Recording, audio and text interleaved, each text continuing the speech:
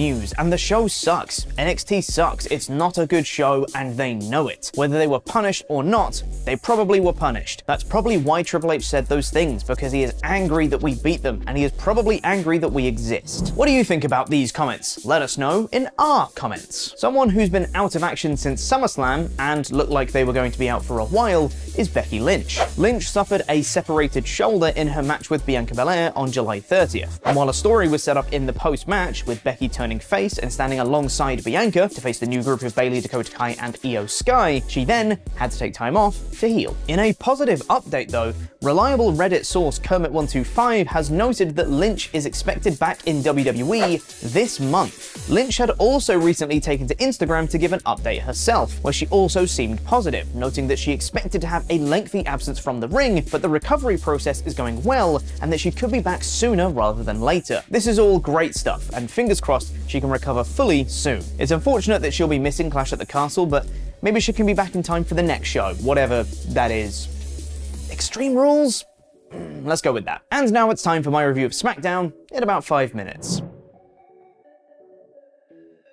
This show began with a Viking rules match between the Viking Raiders and New Day, where there were no rules, and it's Falls Count Anywhere. So a Falls Count Anywhere match then. They were really trying with the setup of this match. They had the end of a Viking longboat attached to the end of the ring. The Tron throughout the match was just the sea, and the ring was lined with Viking shields, and I'm sure some people liked it, and I didn't hate it, but it didn't quite work for me. But at the end of the day, none of that matters, because this match was awesome. It got a ton of time, had some fantastic spots and near falls, and built to a dramatic climax of the Raiders hitting their finisher that they're now calling Ragnarok, thumbs up for the name, on Xavier Woods through 2 tables off the boat on the outside. The Raiders looked great coming out of this, and now hopefully this feud is done and both teams can go do something else of substance. Also a friendly reminder that Xavier Woods is such a fantastic wrestler and should be given all the championships all the time. Okay, thanks, bye. Shayna Baszler backstage said she was going to destroy Liv Morgan, and Liv Morgan retorted that she was going to rip Baszler's arm off. This was solid enough, but definitely didn't feel like a go-home angle, where I maybe would have liked to have seen a bit more physicality, or Baszler destroying someone else perhaps.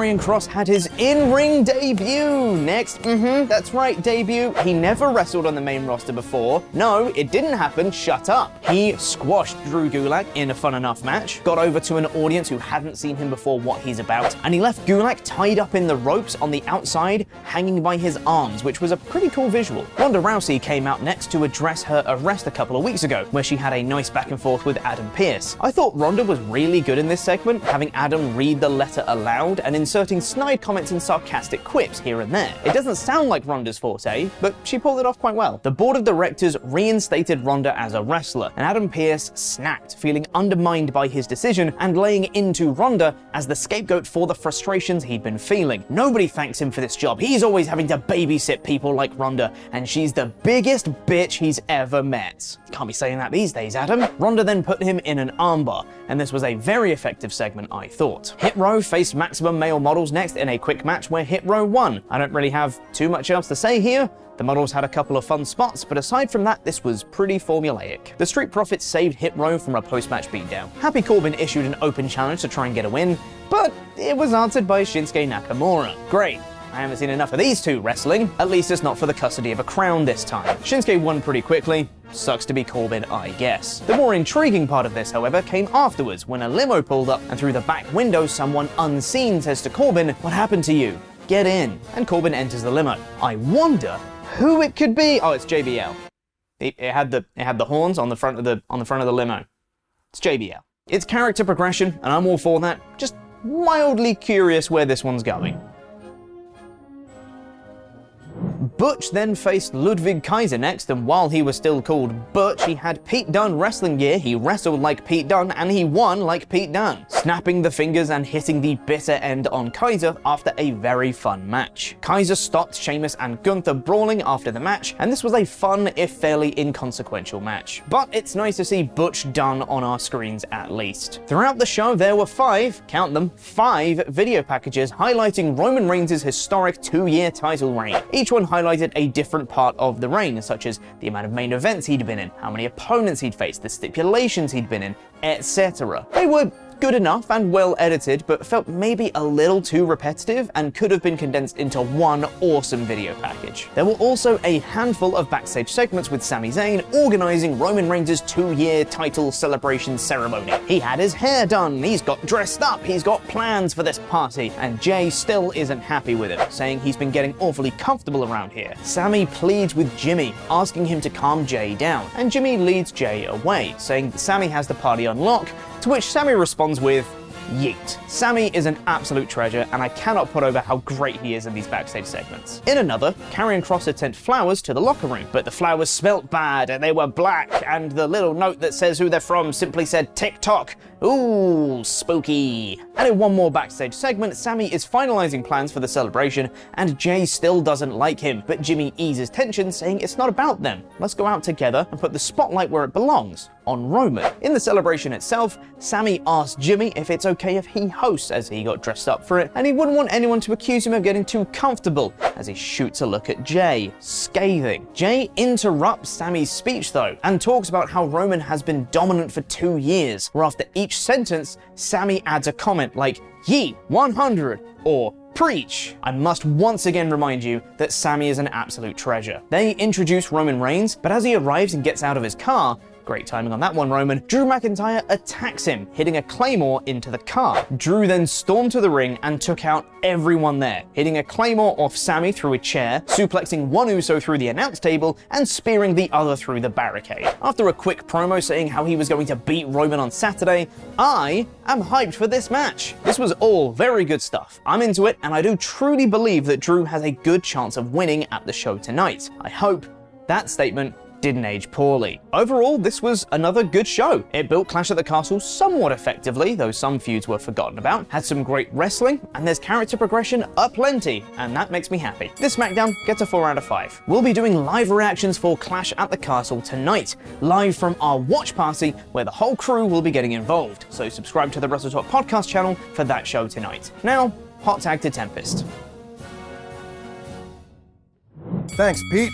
We open Rampage with our semi-final match in the Trios tournament between Dark Order and Best Friends, and right off the bat, I gotta say, it's very neat that even after 3 years of AEW, we're still capable of getting fresh combinations of guys like Hangman Page and Orange Cassidy, who opened up this match by wrestling to a stalemate while Orange was, well, being Orange. This was a really fun opener with tons of near falls as Best Friends hit the anthill, yes, that's what that move is called, it turns out, and took out Hangman Page before John Silver rolled up Chuck Taylor for the win. I really like that Hangman didn't get the pin here, makes it seem like even more of a group effort with Dark Order still capable of holding their own, which is important to firmly establish since they've been a comedy group for the better part of their run in AEW. This means the Elite will indeed face the Dark Order in the tournament finals at All Out, once again illustrating that things being predictable isn't a bad thing as long as the story makes sense. 4 out of 5. Eddie Kingston said he has learned more since Tomohiro Ishii beat him last time and has continued to walk the King's Road. Them's fighting words, y'all. Okay, because you see, in New Japan, their style is often referred to as strong style. Well, in New Japan's rival promotion, All Japan, the style is called King's Road. And no, don't cut away. I still have more. Ray Phoenix then squashed Blake Christian to give him some momentum heading into All Out. I mean, the work here was better than you'd see in most squash matches, but if this match took place just about anywhere else, this would have torn the house down. I get that's not the purpose of this match on this show, but Blake Christian is excellent, getting to hit a twisting moonsault, but if these two wrestle again on like a PWG or GCW show, I will absolutely watch it. This was fine, and Phoenix won with the Phoenix Driver. 2 out of 5. 2.0 make Hook angry and he walks away, and then we just had a straight up rematch as Sammy Guevara and Ty Mello faced Ortiz and Ruby Soho. Not often do you just see the same match 2 weeks in a row from AEW. Ruby Soho managed to roll up Ty Mello and get the win before picking up the AAA mixed tag titles, and it was then announced that this match will happen a third time on the All Out pre-show for the titles. Gee whiz, a 15th match on All Out?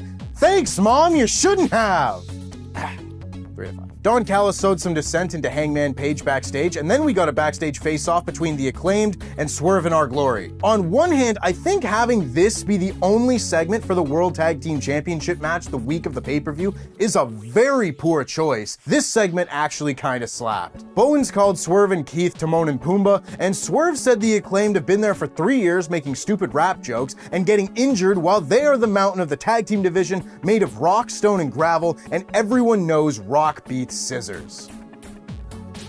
cold-ass line. FTR and Wardlow come out for a promo as Dax says every match adds to their legacy, and you don't mess with a man's family, money, and friends. But they then got interrupted by Lethal's crew and the Motor City Machine Guns finally making their AEW debuts. They fit like a glove. Chris Sabin and Alex Shelley cut heel promos saying Detroit is the best city in the world because it is okay for heels to lie, and saying they have the respect of the AEW locker room for defining a generation of tag team wrestling. Sanjay Dutt asked Dax if he's gonna fight like his 8-year-old brat, and Dax charges him and had to be held back. I would have liked a little bit more out of this segment, maybe some physicality to cap it off, but as it stands, things just sort of ended with Dax in a huff. He better come out of the gates firing on Sunday.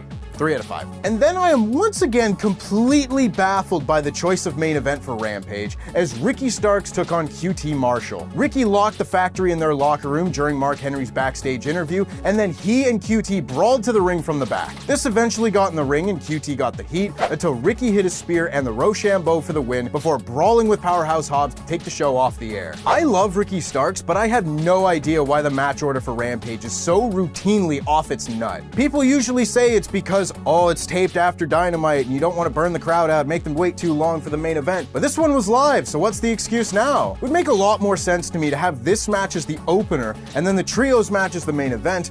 But what do I know? This match gets a 3 out of 5 to cap off another largely forgettable show. The trios match was fun, but nothing else here was terribly memorable. Rampage gets a 3 out of 5 this week.